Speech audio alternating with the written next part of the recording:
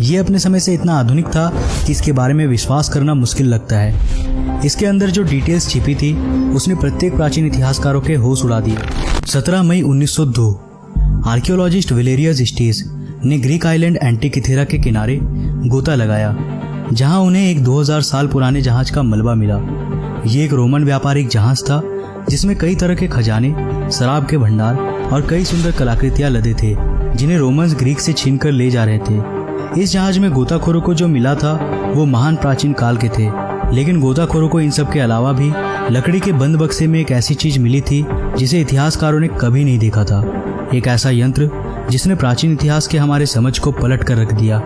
ये कांसे यानी ब्रोंज का बना हुआ छोटा सा यंत्र था जिसका नाम एंटिकिथेरा मैकेनिज्म रखा गया, और आर्कियोलॉजिस्ट के अनुसार ये 2000 साल पुराना था। परंतु इसमें ऐसा क्या खास बात थी जो मैं आपको इसके बारे में बता रहा हूँ। वेल, ये एक मशीन था जिसमें कई सारे गियर्स और स्विचेस लगे हुए थे, और इसे आज से करीब 2100 साल पहले किसी अननोन ग्रीक साइंटिस्ट ने बनाया था। 2100 यानी 2100 साल पहले। इसके बारे में जानने के बाद वैज्ञानिकों के होश उड़ गए। वे ये जानने की कोशिश में लग गए कि आखिर ये कहाँ से आया था, इसे किसने बनाया था, ये कैसे काम करता है और आखिर ये करता क्या था। करीब 100 सालों तक पूरे विश्व के वैज्ञानिकों ने इसकी पढ़ाई की, लेकिन कोई भी इसके नतीजे तक नहीं पहुंच पाया, और पिछले 100 सालों तक इसे ग्रीस की राजधानी एथेंस के एक नेशनल म्यूजियम में सजा कर रख दिया गया। इसका रहस्य एक रहस्य बनकर रह गया। परंतु हाल ही में, आज से करीब 20 साल पहले तक, हम इतने आधुनिक बन चुके थे कि हम इस अज्ञात यंत्र के पीछे के रहस्य को सुलझा सके। पूरे विश्व के अलग अलग फील्ड्स के एक्सपर्ट्स, इंजीनियरिंग, आर्कियोलॉजी और विज्ञान के और भी विभिन्न क्षेत्रों से एक्सपर्ट्स ने साथ में मिलकर एक बार फिर से इस यंत्र की गहराई से पढ़ाई करने में लग गए। लेकिन यहाँ एक प्रॉब्लम थी।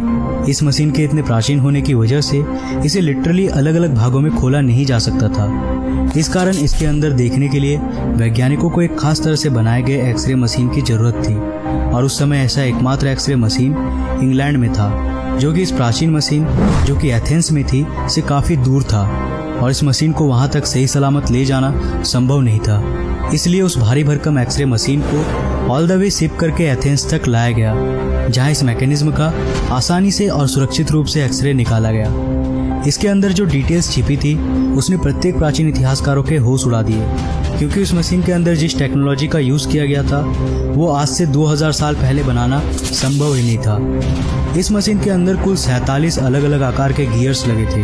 प्रत्येक गियर एकदम सटीक ढंग से बनाया हुआ था और पूरी बारीकी से एकदम सही जगह पर फिट किया गया था। ये मशीन कुछ और नहीं बल्कि इस दुनिया की सबसे पहली कंप्यूटर थी। जी हाँ, ये आज से 2000 साल पहले बनाई गई कंप्यूटर थी, यानी गुटेनबर्ग के प्रिंटिंग प्रेस के आविष्कार होने से भी करीब 1500 साल पहले की। जिसने भी इसे बनाया था वो अपने समय से बहुत ही आधुनिक था।